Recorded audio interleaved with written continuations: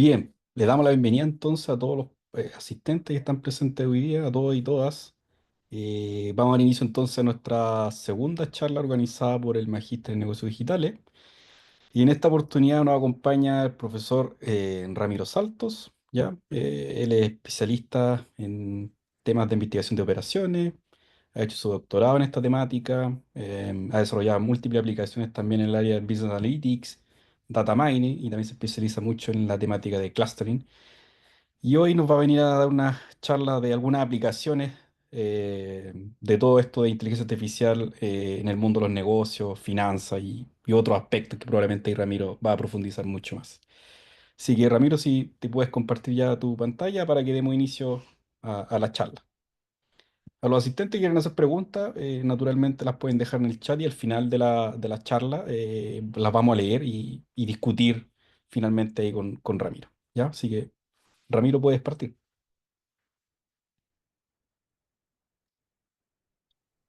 Hola, buenas tardes con todos y todas. Muchas gracias por asistir a esta charla. Como ya mencionó Pablo, el día de hoy vamos a conversar un poco sobre algunas aplicaciones que tiene la inteligencia artificial en los negocios. Voy a partir introduciendo a qué nos referimos con inteligencia artificial. Si bien hay muchas definiciones que podremos encontrar en distintos libros, incluso la definición que nos puede dar ChatGPT o cualquier otra inteligencia artificial generativa, es que básicamente queremos dotar a las máquinas o a los programas de computadora de la capacidad de imitar la inteligencia humana. Eso es lo que queremos lograr. De esto tenemos que, ya hemos empezado hace muchos años con este tipo de actividad. Posiblemente la forma de inteligencia artificial más antigua, famosa, que podemos recordar muchos de los asistentes, será Deep Blue. Deep Blue fue una de las primeras inteligencias artificiales que logró con éxito vencer al ser humano en una tarea que, entre comillas, vamos a decirlo así, podría requerir inteligencia. Claro, el ajedrez es un juego que requiere mucha inteligencia, mucha concentración, mucha teoría. Y Deep Blue, desarrollado por IBM ahí por los años 90, si no me equivoco, fue uno de los precursores en mostrar cómo las máquinas entrenadas para esto podían ya superar al ser humano en una tarea específica, en este caso fue jugar al ajedrez. Hoy en día ya Deep Blue es un proyecto archivado y la inteligencia artificial que la reemplazó es el motor Stockfish, que nosotros lo podemos descargar ahora en nuestro celular. Ya hoy en día podemos acceder a motores de ajedrez o inteligencias artificiales para el ajedrez en distintos dispositivos. Pero más allá de esto, la inteligencia artificial siguió avanzando. En este caso, Deep Blue y Stockfish son inteligencias artificiales específicamente diseñadas para jugar ajedrez. No pueden desarrollar otro tipo de tareas como lo está haciendo ChatGPT y DeepSeek, que son las inteligencias artificiales que hoy en día están muy de moda, especialmente ChatGPT. Desde la semana pasada, yo creo que todos estamos enterados de que con lo que habilitó ChatGPT la posibilidad de subir imágenes y pedirlas que las transforme y les haga les cambie el estilo, especialmente hemos probado con el estudio Ghibli, que es un estudio de creación de anime muy conocido en el mundo. Entonces ChatGPT ha logrado como volver a la palestra, porque igual creo que hace un par de meses con la salida de DeepSeek se había estado quedando un poco atrás en ciertas tareas. La diferencia está que las inteligencias artificiales que mencioné antes, específicamente las de propósito específico, como Stockfish y Deep Blue, se diseñaron para una tarea específica. Pueden aprender a desarrollar esa misma tarea y inteligencias artificiales de este tipo también las conocemos. Algunos de nosotros las tenemos en nuestras casas como los robots aspiradora, que también de cierta manera tienen un mecanismo de inteligencia artificial que les permite realizar esta tarea específica que es limpiar la casa. Pero ChatGPT, DeepSeek y otras se las conoce como inteligencias artificiales generativas.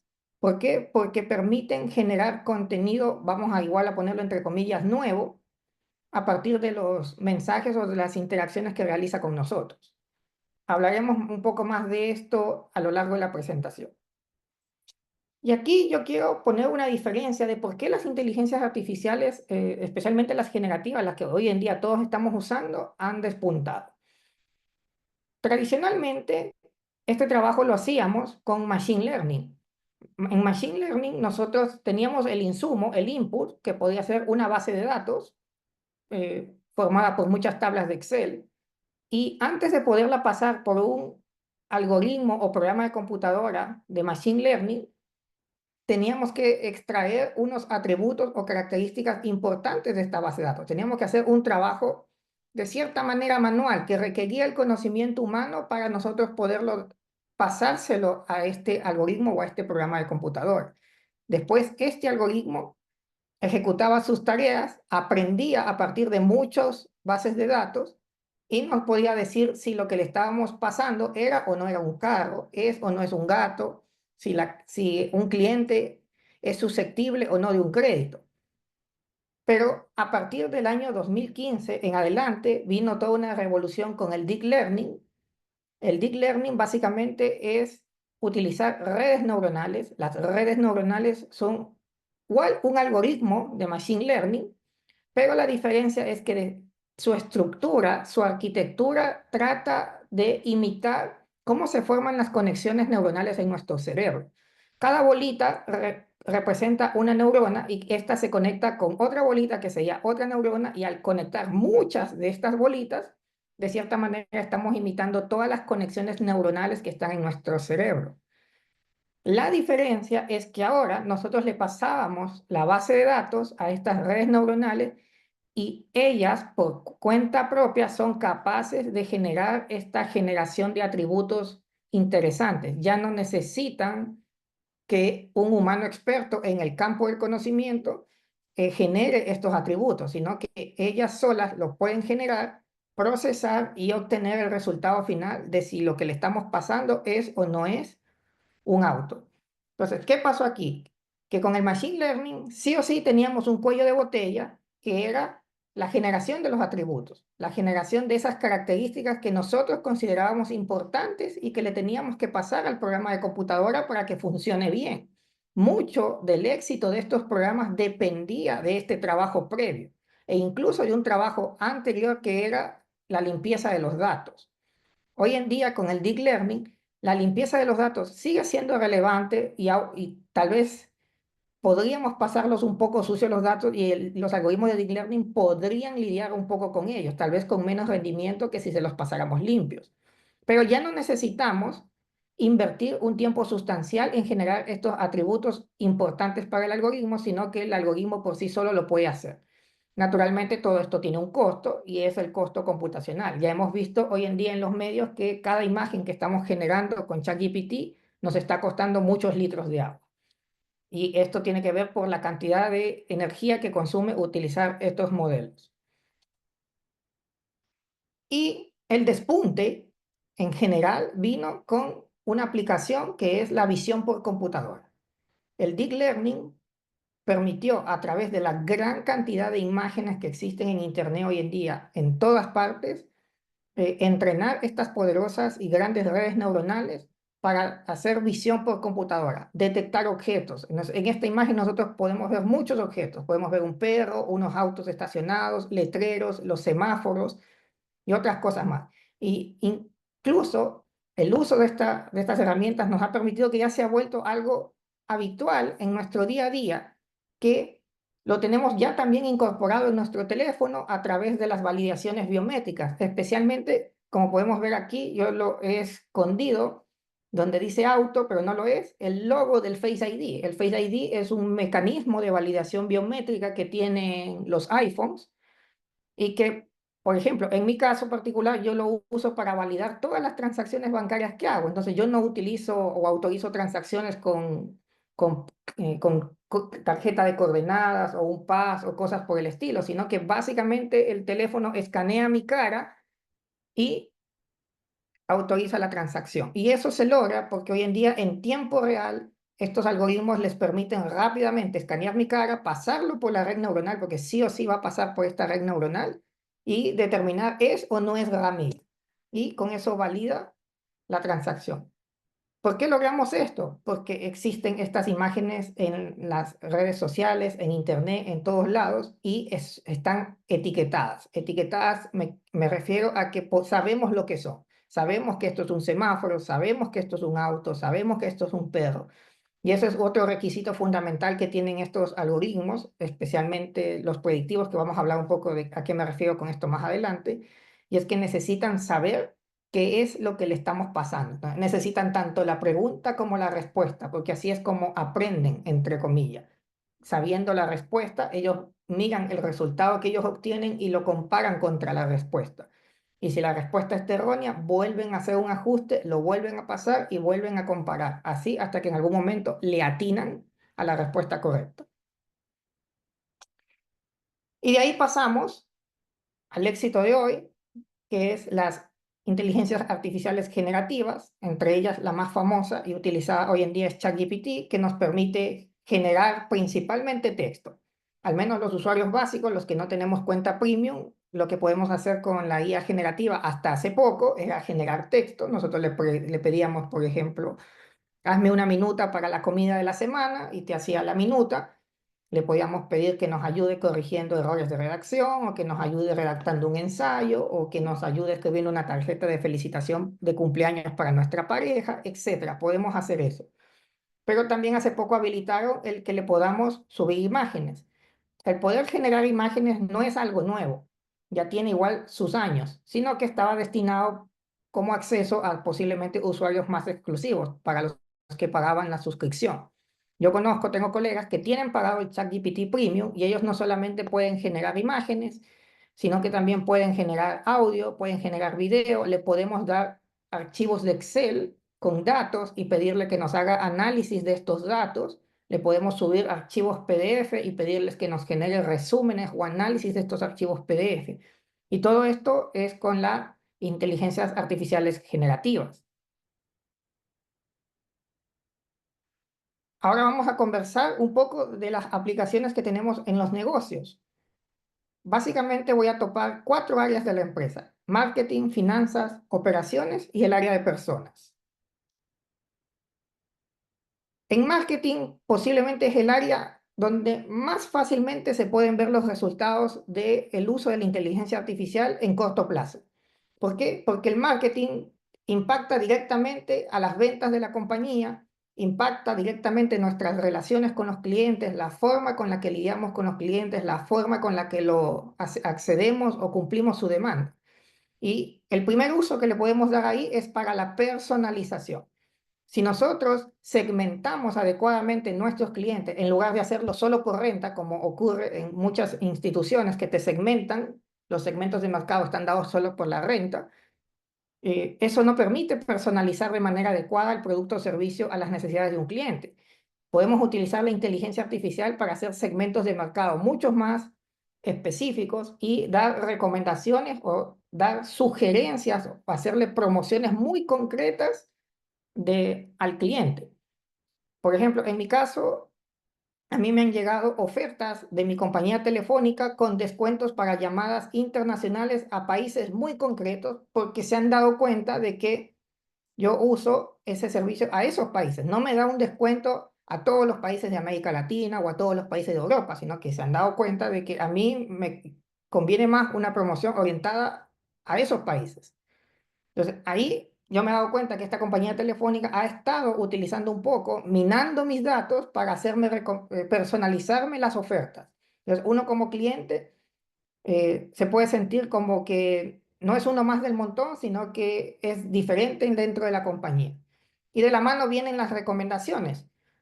Todos hoy en día utilizamos de alguna u otra manera un servicio de streaming. El más conocido es Netflix, el otro es Spotify, y estos sistemas tienen un algoritmo, una inteligencia artificial por detrás que les está diciendo qué recomendarnos, qué película ver, qué serie ver en función de lo que nos va gustando y lo que no nos va gustando. En Amazon también nosotros lo podemos ver a través de que si compramos un producto o estamos viendo un producto, más abajito en la página web nos sale: otros clientes también vieron esto. Y te arma incluso un paquete donde si compras A, B y C, te sale tanto. Y que suele ser un poquito más barato que si los llevas por separado. Entonces ahí están actuando las recomendaciones generadas por la inteligencia artificial.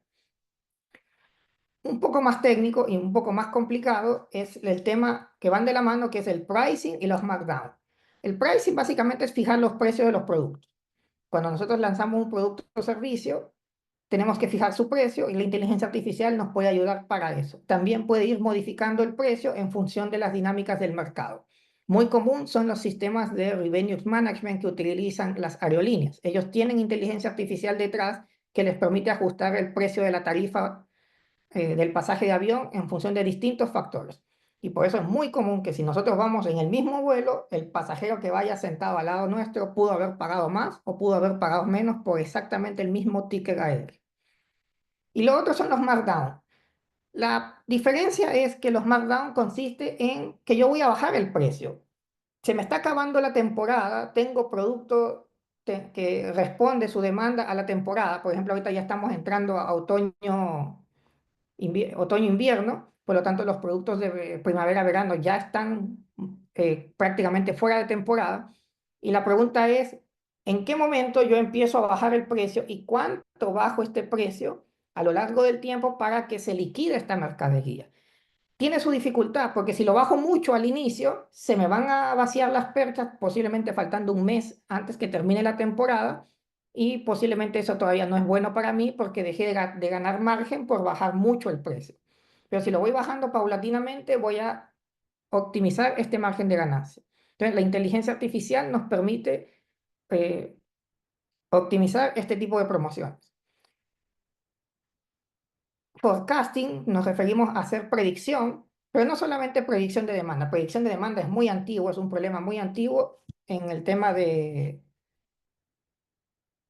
las aplicaciones de las inteligencias artificiales, pero incluso utilizando métodos estadísticos.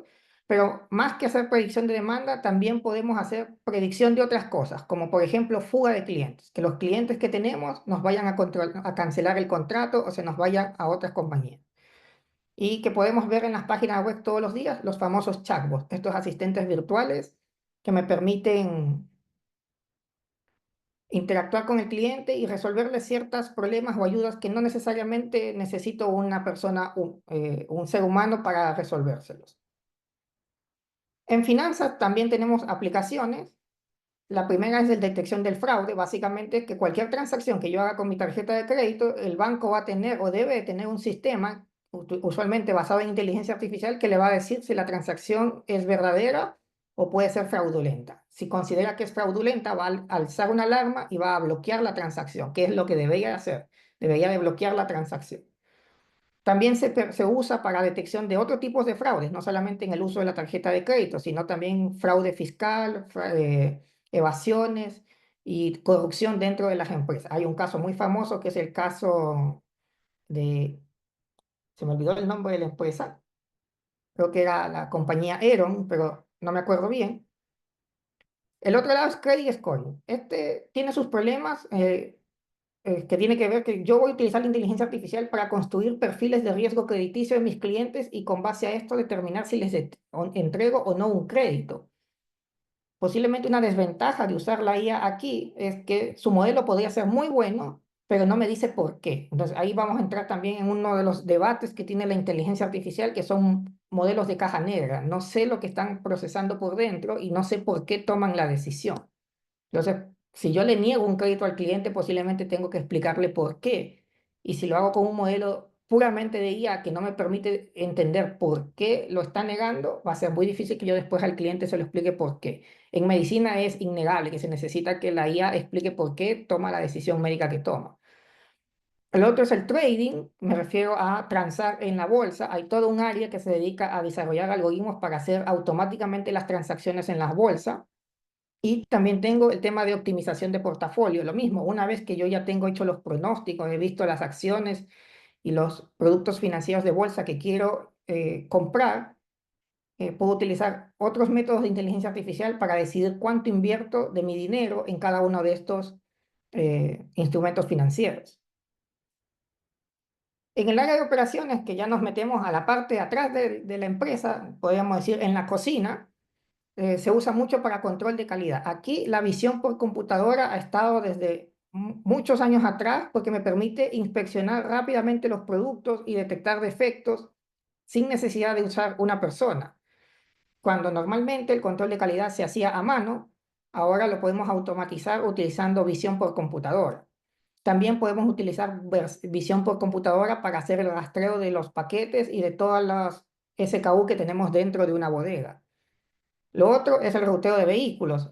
Todos nosotros usamos Waze y Waze utiliza una forma de inteligencia artificial para llevarnos a nuestro destino de la forma más rápida posible. No necesariamente la ruta es la más corta en tiempo, en términos de distancia. Yo lo he vivido. Me hace recorrer fácilmente 20 kilómetros para llegar 5 minutos antes, cuando la ruta en distancia más corta me hace llegar 5 minutos después, pero recorro 5 kilómetros. Entonces, me he dado cuenta que un poco su objetivo es optimizar tiempo y no considera otros elementos, pero es la forma de trabajar de ellos.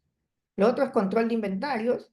Hay muchos estudios, especialmente en Europa, donde se utiliza la inteligencia artificial para el control de inventario. Para esto me refiero, la inteligencia monitorea en tiempo real los niveles de inventario de las empresas y en base, cuando se alcanza un nivel crítico, lanza el pedido automáticamente al proveedor, sin necesidad de que una persona intervenga.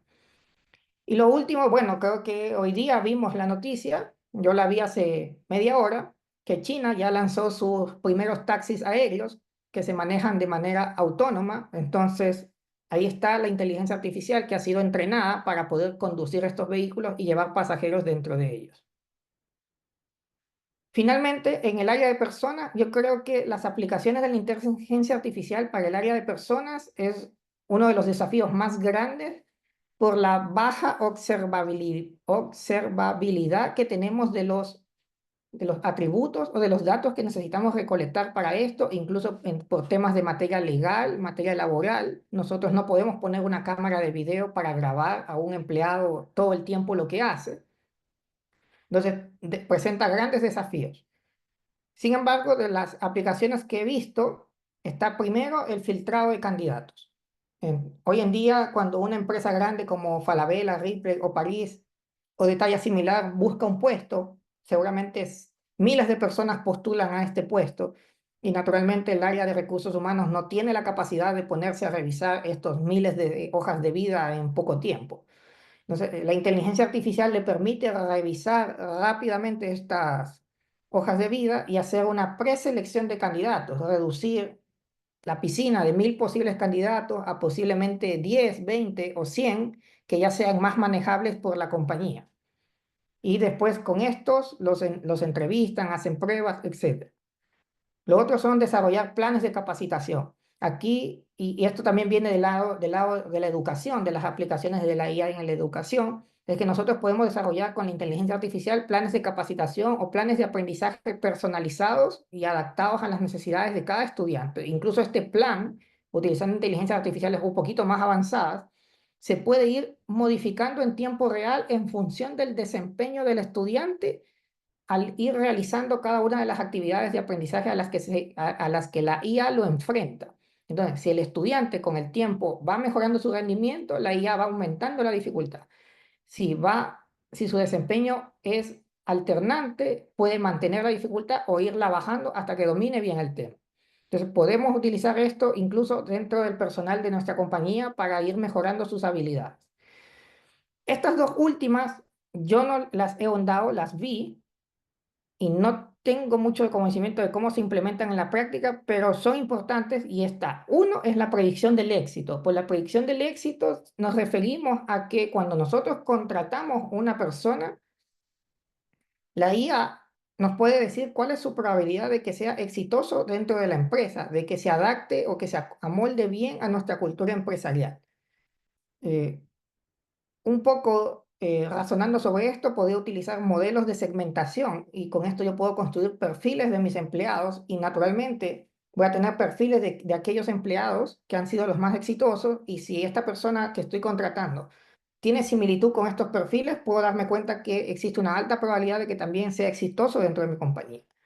Es una forma que yo lo podría llevar a la práctica.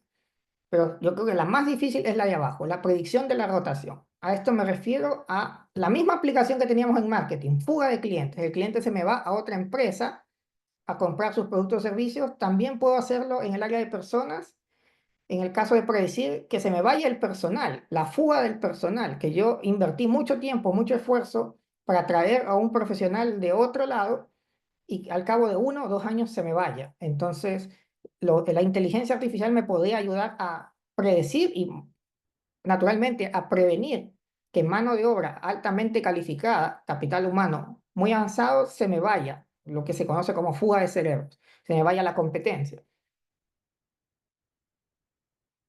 Finalmente yo hice una prueba el día de ayer con ChatGPT y le pedí que me generara un collage con todos los logos de las empresas que utilizan o que tienen aplicaciones de inteligencia artificial en los ejemplos que les acabo de mencionar. Esta fue la imagen que me generó ChatGPT al cabo de unos minutos y podemos ver a los grandes tecnológicos Google, Microsoft, IBM. De hecho, todo el despunte de la inteligencia artificial es porque Google tiene una rama de investigación llamada Google DeepMind que está desarrollando fuertes algoritmos de inteligencia artificial y que ha tenido ya mucho éxito desarrollando, por ejemplo, una inteligencia artificial que ya le ganó a un jugador de Go en Go profesional que se llama AlphaGo y también otra llamada AlphaZero. IBM desarrolló hace un par de años atrás Watson Analytics y que se está usando mucho en temas médicos.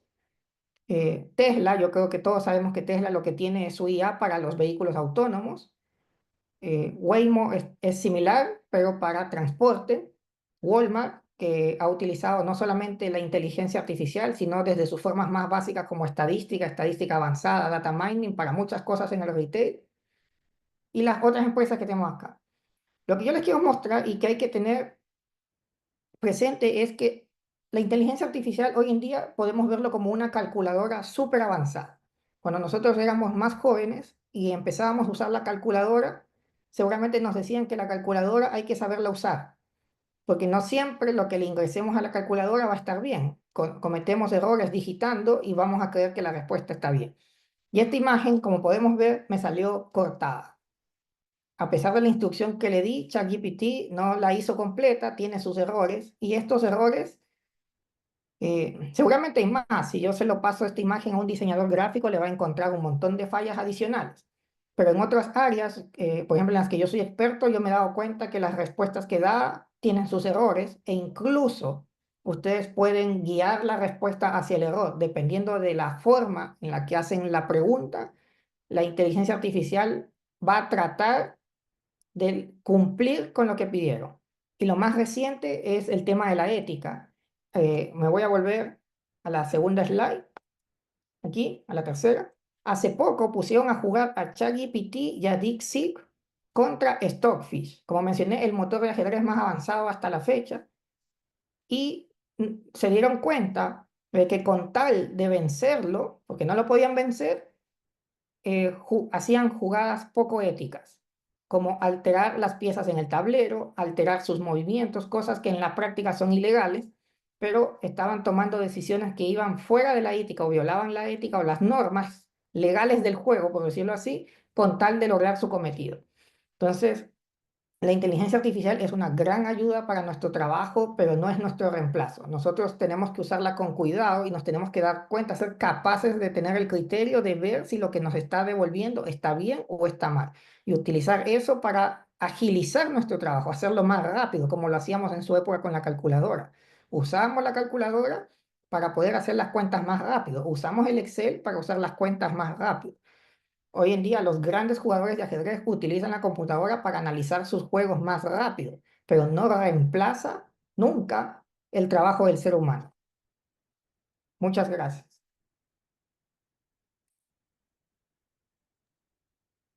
Súper. Gracias, Ramiro. Súper interesante todas estas aplicaciones que hay hoy en día en el área de inteligencia artificial y los negocios. Tú hablaste de marketing, personas, finanzas y un sinfín de otras aplicaciones. Ahí me gustaría como preguntarte cómo ves tú el uso de esta herramienta, especialmente con la inteligencia artificial generativa, que probablemente es como lo que está más de moda hoy en día. ¿Qué ventajas le ves en el uso de los negocios en general? ¿Y qué problemas piensa en una startup que está empezando su negocio, un negocio tecnológico? eh, ¿Qué problema y qué ventajas tú le ves al uso en particular de la inteligencia artificial generativa? Bueno, yo creo que voy a empezar por las ventajas. Yo creo que la mayoría de los emprendimientos, de las startups, cuando parten un poco con la casa desordenada. Entonces, obtienen su producto o servicio que van a lanzar al mercado, lo lanzan, eh, pero no tienen un orden estratégico, no parten con una estrategia corporativa, no parten con una visión, con una misión, con todos estos elementos que las grandes compañías ya después desarrollan. Entonces, una inteligencia artificial generativa les ayudaría a hacer esto. Cuando están partiendo de una vez, poner este orden rápido a la casa que muchos no quieren hacer. Entonces, la inteligencia artificial les puede decir, escríbeme una misión para una empresa que vende este producto. Este producto tiene estas características. También genérame una visión a 5 años para, para mi empresa. ¿Cuáles crees que deberían ser los valores en los que se debería de enfocar mi empresa? Y a medida de los resultados que me va arrojando la inteligencia artificial, yo puedo interactuar con ella e irlos ajustando de tal manera que logre algo que a mí como dueño de la empresa me guste, sienta que conecto con eso como que si lo hubiese escrito yo. Y para otras cosas más también nos puede decir, pero este sería como para el startup poner un poco de orden estratégico al momento de salir al mercado. Incluso si tienen la versión premium, pueden hacer análisis de los datos de las primeras ventas que tienen. Si tienen base de datos con encuestas hechas a los clientes y estas encuestas son texto, van a poder analizar este texto mucho más rápido y poder obtener una retroalimentación de lo bueno o lo malo que tiene su producto. Entre las desventajas, claramente está el tema de la ética, la privacidad de los datos. Si estos datos son sensibles, pues desconozco las políticas internas que tenga ChatGPT o estas inteligencias artificiales para manejar la privacidad de los datos. Incluso ahora que todos nosotros hemos estado subiendo fotos de nuestra familia y la hemos convertido al estudio Ghibli, la pregunta que me nació hace un par de días cuando lo probé y subí una foto de mi hijo es, después de esta foto, ¿la va a borrar del servidor o la va a guardar en su base de datos para entrenar futuras versiones del modelo? En mi caso, yo soy muy reciente a subir fotos de mi hijo a las redes sociales. Por lo general, no me gusta, no tengo ni una sola foto, solo de mi mascota, pero hay tantos French Poodle en el mundo que es muy difícil que le planeen un secuestro. Pero en el caso de mi hijo es mucho más sensible. Entonces, por ahí tenemos una de las desventajas. Ya, súper, Ramiro. Mira, tenemos hartas preguntas. Rafael Ríos pregunta, ¿qué herramientas de IA existen actualmente para control de gestión de inventario? Hoy en día principalmente se hacen herramientas a la medida. Si buscamos proveedores específicos, y yo no tengo ninguna relación con ellos por si acaso, está por ejemplo Ains. Ains es una empresa que se dedica a desarrollar soluciones que casi que ya están instalar y utilizar para optimizar el control de inventario. También las podemos desarrollar de manera directa con Python utilizando inteligencias artificiales como el Reinforcement Learning. El Reinforcement Learning es básicamente la filosofía de inteligencia artificial que está detrás de los algoritmos como el AlphaGo, el AlphaZero que está desarrollando Google DeepMind y que ha vencido a los jugadores humanos expertos en varios videojuegos. Hoy en día sus mayores éxitos los han cosechado en videojuegos y en entrenar robots autónomos. Entonces, pero aquí la más conocida que yo tengo en la cabeza en mi área de operaciones es Ains, que es todo un ecosistema para optimizar no solamente inventario, sino en general todo lo que es cadena de suministro. Perfecto. José Gaña pregunta, ¿a qué se refiere el concepto de token en la inteligencia artificial? El token, ahí sí me suena, pero no me acuerdo bien. No lo tendría muy presente, tendría que revisar para, yo me imagino un poco qué es el token, debe ser algo específico a consumir para utilizar dentro de la inteligencia artificial, pero al menos desde el punto de vista técnico, en los libros que he leído no lo han mencionado. Así que no podía contestar con precisión esa pregunta.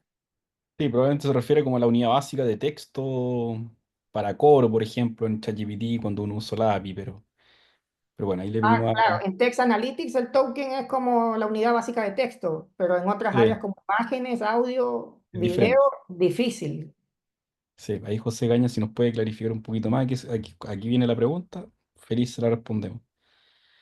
Carolina pregunta, me gustaría saber cómo utilizar IA en el análisis de datos, alguna recomendación. Es súper amplia la pregunta porque Sí, sí, necesitaríamos primero saber qué tipo de datos son. O sea, si son datos de imágenes, yo puedo pasar las imágenes por la IA para que me haga una clasificación de los objetos. Por ejemplo, en inventario tengo distintos tipos de productos y si tengo sus datos, sus descripciones, sus imágenes y sus datos de venta, los puedo pasar por una inteligencia artificial para que me haga una clasificación ABC. Pero, como digo, depende mucho del tipo de dato y del problema específico que yo quiera resolver con la IA. perfecto. Daniel Reyes pregunta cómo vincular los software o plataformas de soporte de marketing o de inventarios con algunas IA especializadas para soporte empresarial como Manus. Es como un tema de integración de sistemas, creo la pregunta, va por ahí. Sí. Y tampoco entiendo si la pregunta es estratégica o técnica, porque Básicamente está preguntando cómo de alguna forma vincular algún software, en este caso de inventarios, por ejemplo, con alguna IA, algún tema de integración. bueno, algo lo iba a mencionar, creo que se me pasó en mis diapositivas. Cuando yo hablé de las aplicaciones en marketing, no mencioné que naturalmente el usar las inteligencias artificiales en marketing, por ejemplo, para automatizar la fuerza de ventas, atender los leads que se generan a través de los CRM, esto tiene que estar alineado con nuestra capacidad operativa, o sea, con operaciones, porque si no se va a saturar nuestra capacidad de producción y no vamos a poder cumplir con las demandas que estamos prometiendo cumplir a nivel de marketing. Para esto yo necesito un sistema ERP integrado y que converse y que conecte ambas áreas. Es igual que antes que existía la IA, antes este trabajo se hacía a mano y los gerentes de marketing tenían que estar coordinados con los gerentes de operaciones para que los intereses estén alineados y no, ninguno pase a llevar al otro. Yo diría que en el tema de sistemas es lo mismo, sino que esto ya es una pregunta como más del departamento técnico que tiene que asegurarse que todo lo que está entrando por el uso de la IA en el área de marketing se comunique y fluya hacia el área de operaciones o hacia las otras áreas de la empresa y no sea solamente un ente aislado donde solamente marketing utiliza IA y el resto de la empresa sigue en el siglo XIX. Perfecto. Luis Felipe pregunta alguna aplicación de IA para reemplazar la fuerza de venta en terreno, como en tiempo real, me imagino. No conozco, o sea, es que también depende mucho del producto o servicio. ¿Y a qué definimos con terreno? Si hablamos de, por ejemplo, telecomunicaciones, el terreno es llegar al cliente y que el cliente pueda, sin necesidad de interactuar con un ser humano, contratar un plan de servicio con con la telco. Pero si son productos, bueno, los servicios de telecomunicaciones de cierta manera también son intangibles, pero si hablamos de intangibles de alto valor como seguros y seguros de alto ticket, es muy difícil que puedas reemplazar a la fuerza de ventas con inteligencia artificial, porque los clientes no te van a contratar un seguro de alto valor sin antes interactuar o hablar con una persona que les permita resolver todo esto. Posiblemente aquí a 10 o 20 años, cuando salgan esos famosos robots de Tesla que algo vimos y se comporten como el de la película que vimos acá, aquí el que está mirando para otro lado, posiblemente, pero hoy en día no creo que haya nada que te permita reemplazar a las personas en lo que es convencer al cliente para vender o comprar un producto o servicio. Perfecto. Alfredo pregunta cómo se maneja los sesgos en las aplicaciones de IA actualmente. Esta es buena pregunta. Los sesgos. Los sesgos pueden venir de distintos lados, entonces hay sesgos que están desde la recolección de los datos. Hoy en día hay un área que se llama fairness o equidad o justicia dentro del machine learning o la inteligencia artificial que busca eliminar de cierta manera los sesgos que están en los datos. El ejemplo que traigo aquí es en Estados Unidos, conocemos que siempre ha habido un problema de racismo con las personas de color y que tradicionalmente e históricamente las personas de color han sido sujetos de menos acceso al crédito, menos acceso a la calidad de la educación. Entonces, tú puedes entrenar una inteligencia artificial a partir de estos datos y por muy cuidada que esté la inteligencia artificial, como los datos ya tienen este sesgo, porque va a ver que las personas blancas siempre han tenido mejores ingresos que las personas de color, siempre va a tender, va a estar sesgado a favorecer a una persona blanca sobre una persona de color en la toma de una decisión, como por ejemplo otorgar un crédito. Entonces, eso es un sesgo desde los datos. ¿Cómo lo resuelvo? Posiblemente imponiendo restricciones al algoritmo para que haya equidad al final. Entonces, si yo otorgo 10 créditos a personas blancas, tengo que otorgar 10 créditos a personas de color. Con eso yo estoy de cierta manera nivelando o reduciendo el efecto del sesgo que ya traigo en los datos. La otra forma es limpiar la base de datos, pues procesarla para que queden iguales. Es un poco más complejo porque tendría que empezar a hacerlo manualmente y si son muchos datos no lo voy a poder hacer. Otros son los sesgos del entrenamiento. La forma en que nosotros programamos a la inteligencia artificial también introduce sesgos, desde el uso de los algoritmos, desde el uso de las técnicas, de la arquitectura de las redes, que son bastante difíciles de controlar también. Entonces, por eso sí, estos trabajos se suelen hacer con muchos equipos para tratar de eliminar el sesgo. Cuando uno escribe un libro, de cierta manera, plasma su opinión, su sesgo personal en la redacción de este libro. Incluso hablando de matemáticas, la forma en que los matemáticos escriben libros de matemática es distinta y porque de cierta manera le están poniendo su sesgo, su huella ahí. Y se lo puede controlar antes en los datos, durante cuando se crea y se generan estos algoritmos o después procesando el resultado final se puede buscar y eliminar el sesgo, pero las técnicas específicas hay que verlas caso a caso. Perfecto. Daniel Reyes pregunta, bueno, pregunta básicamente qué equipo humano y de qué especialización necesitaremos futuro en nuestra empresa. ¿Cómo lo ve? ¿A futuro qué tan a futuro? A ver, yo Él habla que encuentro hay algunos perfiles de cargo que pueden estar vigentes en teoría los próximos 3 o 5 años, pero que después podrían desaparecer. yo enseño en mis clases de operaciones que las profesiones que pueden ser reemplazadas con IA siempre van a ser todas aquellas que están sujetas a un alto grado de automatización. Si las tareas son repetitivas y usted va a un trabajo y hace la misma tarea todos los días, vamos a ponerlo en el caso eh, ingreso de facturas, de boletas, que tienen que ingresarlas al sistema contable. Entonces, digitar eso es repetitivo y podría ser reemplazado a futuro. No sé, las profesiones de línea, las que yo veo que están abajo en el organigrama, hacia arriba, son las más propensas de ir siendo reemplazadas por automatización, no necesariamente de inteligencia artificial. Pueden ser cuestiones, otro tipo de automatización, pero que puede hacer la tarea repetitiva. Y de ahí hacia adelante. Mientras más intelectual sea el trabajo y más se necesite el toque humano, es más difícil que pueda ser reemplazado por una inteligencia artificial. Perfecto. Y la última pregunta, ya que estamos justo en el tiempo ya. ¿Cómo funcionan los derechos de autor con publicidad hecha con IA? Pregunta Nicolás Parra. Ahí entramos al campo normativo. La verdad que solamente creo que Europa tiene una regulación donde se exige que tengas los permisos de derecho de autor de los autores para utilizar sus creaciones en entrenar las inteligencias artificiales. En Latinoamérica yo creo que estamos muy atrás en eso.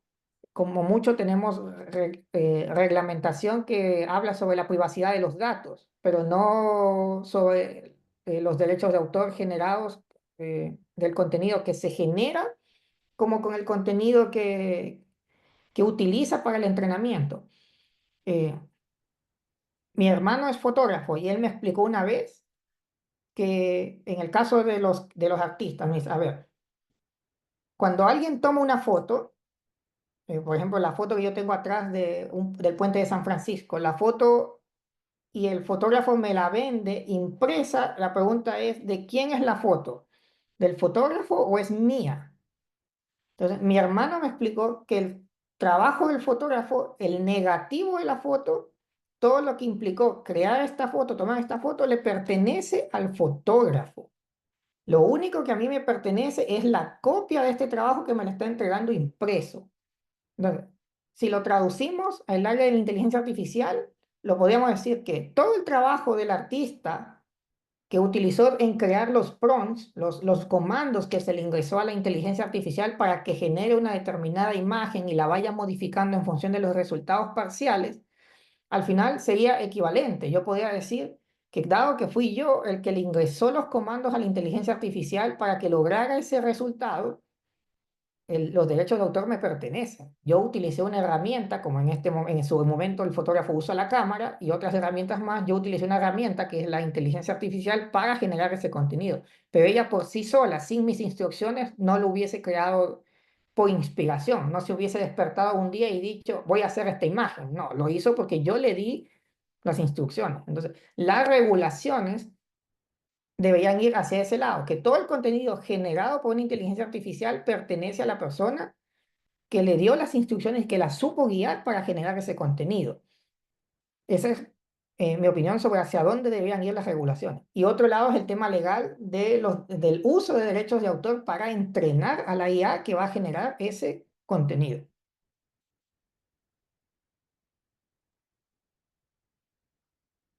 Perfecto, súper claro, Ramiro.